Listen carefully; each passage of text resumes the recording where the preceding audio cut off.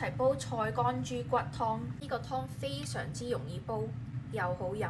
攞啲菜乾擺落個兜，好香啊！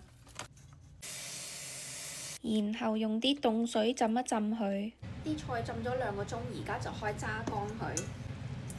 用把刀切細嚿啲。水滾就放豬骨，批個蘿蔔，跟住切細嚿啲，剝走啲污糟泡。而家就可以放菜乾同埋紅蘿蔔。我呢度有蜜棗、薑、乾魚柱同埋紅棗，啲紅棗要攞啲核出嚟。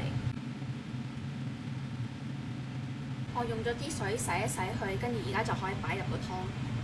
滾呢就可以冚蓋留個罅，跟住扭細火。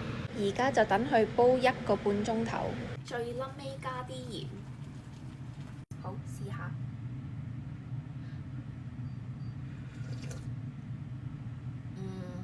好好飲啊！